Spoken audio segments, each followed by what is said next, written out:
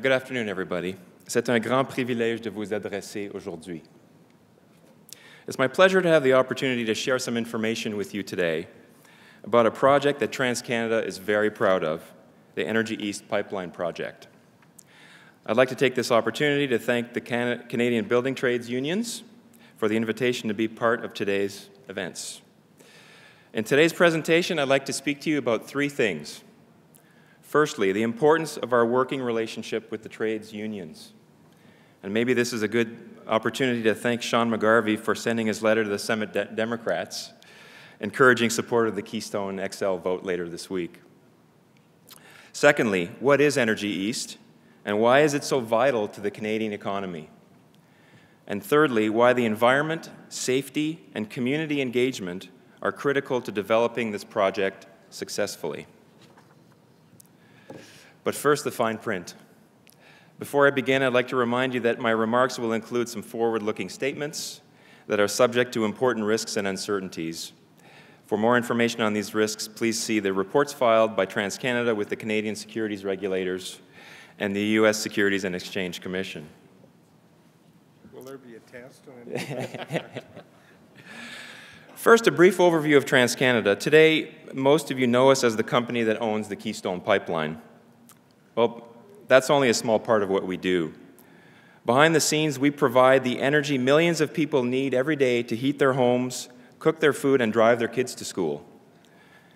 This is our asset portfolio. Transcanada is one of the largest natural gas transmission companies in North America, the third largest natural gas storage operator, the largest private sector power company in Canada, including a large renewable energy portfolio, and we've become a significant player in oil transmission with the startup of the Keystone Pipeline system. This significant presence provides the foundation for us to continue to capture new opportunities as they arise in North America and gives us a significant interest in North American energy development.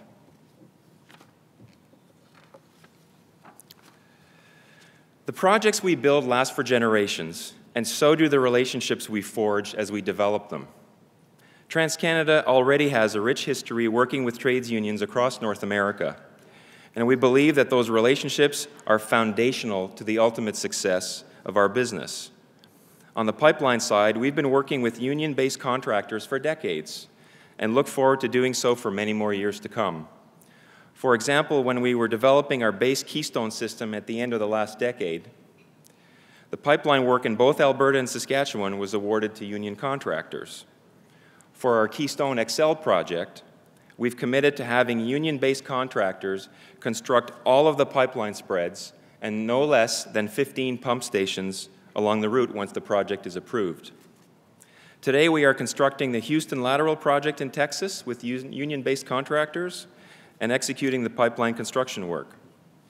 On the energy side, we've also forged relationships with unions right here in Ontario and Quebec for the development of our Portland's, Halton Hills, and Bécancour power projects.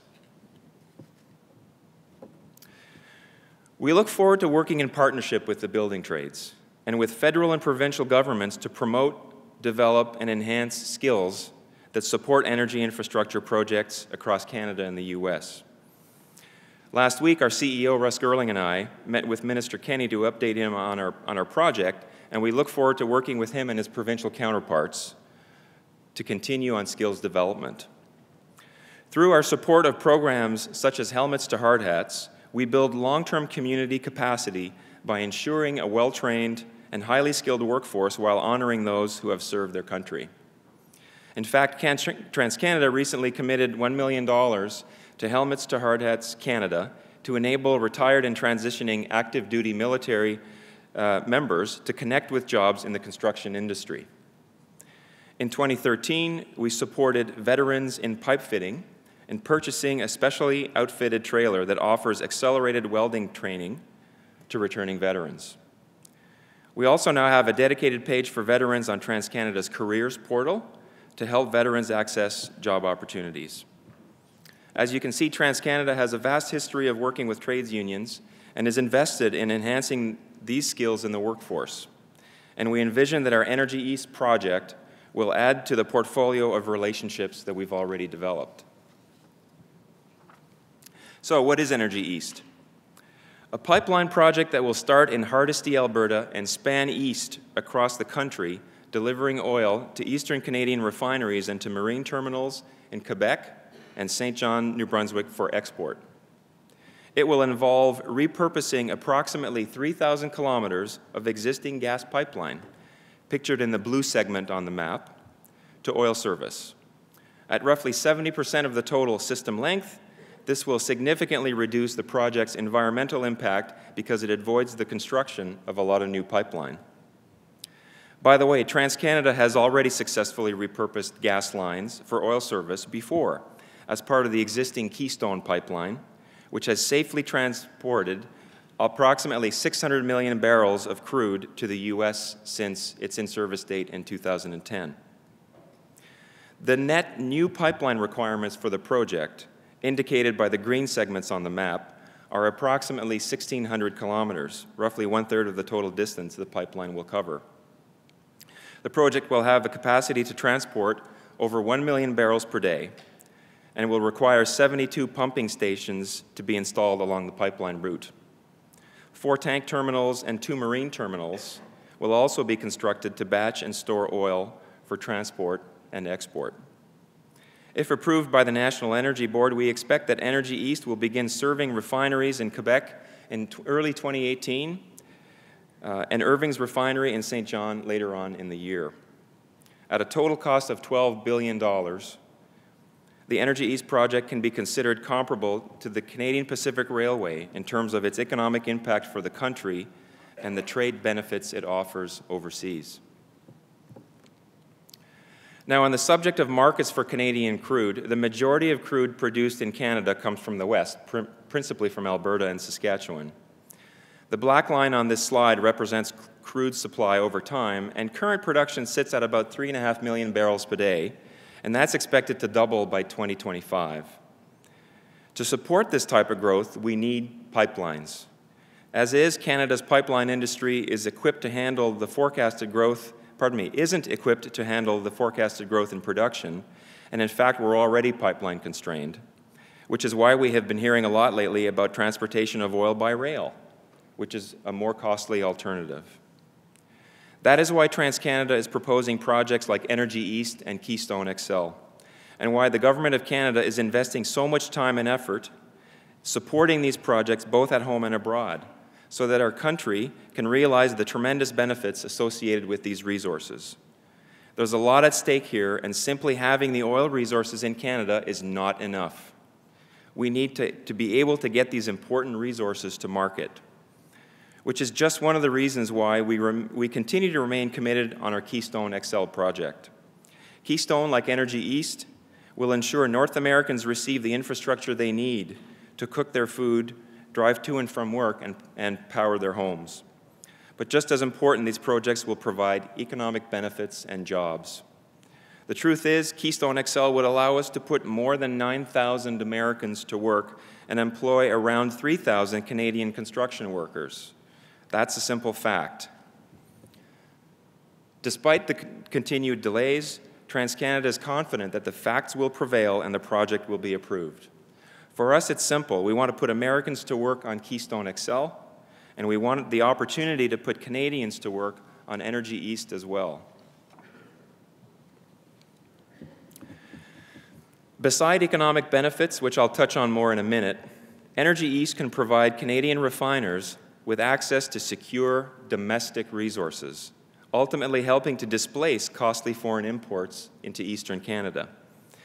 As you can see, approximately 86% of eastern Canadian crude oil supply comes from foreign sources. This is represented by the yellow wedges in Quebec and Atlantic Canada on this chart. I'm sure you'll all agree with me that it simply doesn't make sense to import international oil when our country already has it in abundance. As well, access to Western Canadian production provides expansion and upgrade opportunities to Energy East's downstream connections, including refineries in Quebec and New Brunswick.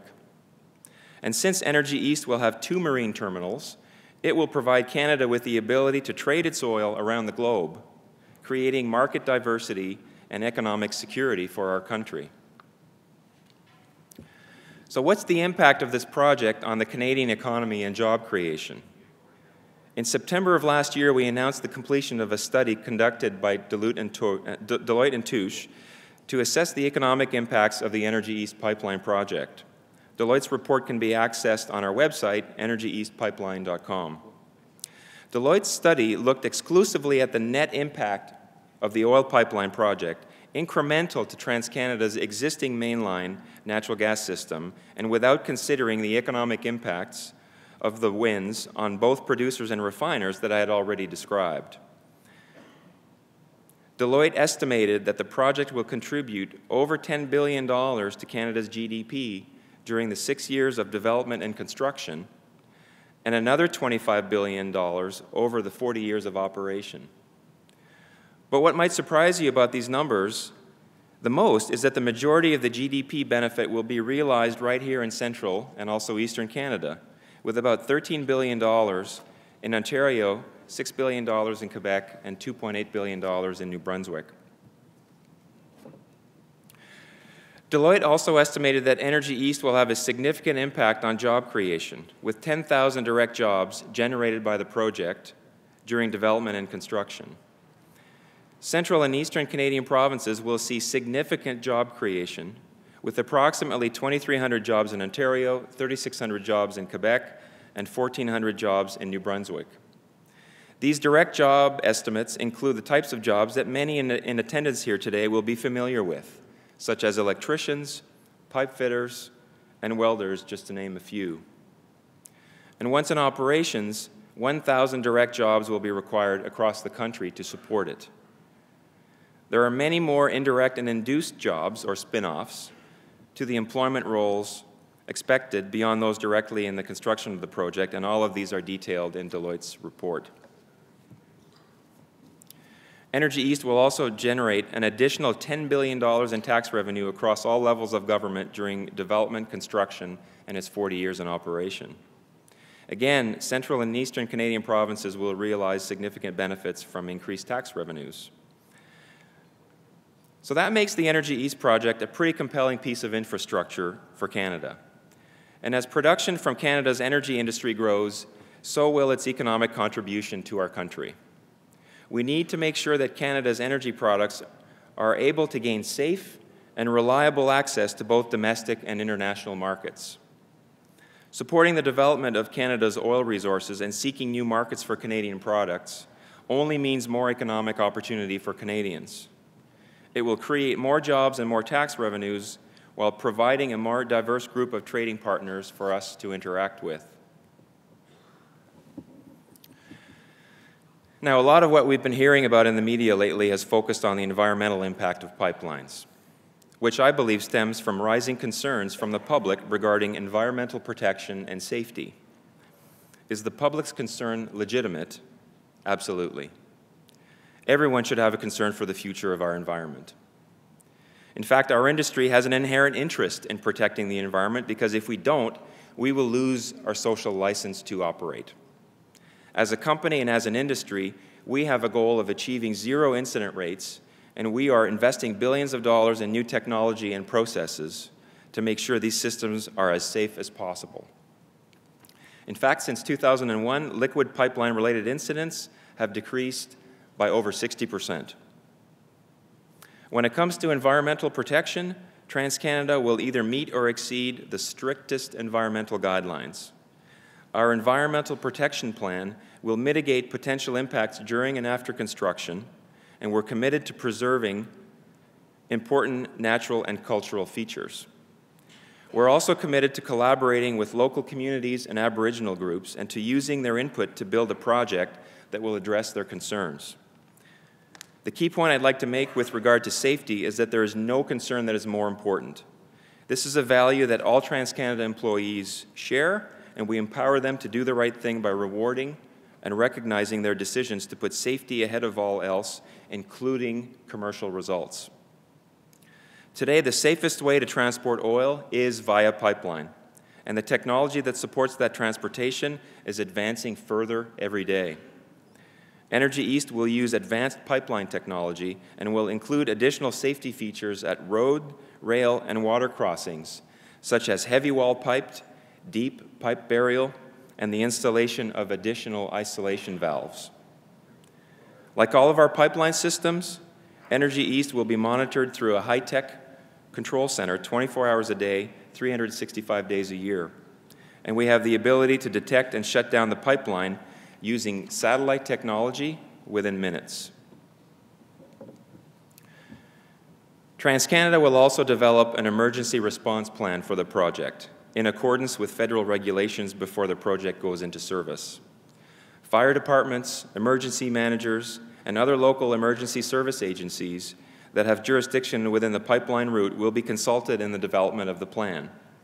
In fact, we've already started discussions this year with local emergency service agencies in Ottawa, North Bay, and the surrounding areas, as well as in St. John and Edmundston in New Brunswick. Trained responders, such as the ones you see here pictured conducting training exercises. Sorry, I lost my screen here. They were stealth. Okay. We'll also be on call and ready to respond 24/7 in the event of an incident, and will include both TransCanada personnel and contractors. Also, specialized oil spill equipment will be procured and stored strategically along the path of the pipeline system. TransCanada takes full responsibility, financially and otherwise, for emergency response and cleanup on all of its systems, and Energy East will be no different. Building stakeholder support for this project is critical. In our stakeholder engagement, our aim is to establish two-way communication where we're not only informing communities, but we're listening to them. When we meet with landowners, elected officials, Aboriginal groups, and other stakeholders, or when we meet with local residents in our open houses, we listen to what they say and reflect what we're hearing from them in our plans. As a matter of fact, since we started consultations in the spring of last year, we've already made several changes to our proposed pipeline route based on stakeholder input. Well in advance of our filing with the National Energy Board, across Canada we've already engaged 500 municipalities, over 150 Aboriginal communities and organizations, more than 5,000 landowners, and more than 4,000 registered guests that attended our 61 open houses last year, and more than 2,000 guests that attended our 22 open houses in the spring of this year. For us, social responsibility is not just a couple of words, it's a core value. The future of energy infrastructure development in Canada is very bright and offers significant benefit to all Canadians. With Energy East, TransCanada is committed to being part of that future, and we can't do it alone, we need to work together. Let's build a more prosperous nation. Over our 60-year history, we've developed strong relationships with Canadian trades unions, and we're excited that Energy East will allow us to continue enhancing those relationships now and for years to come. Thank you very much for your time.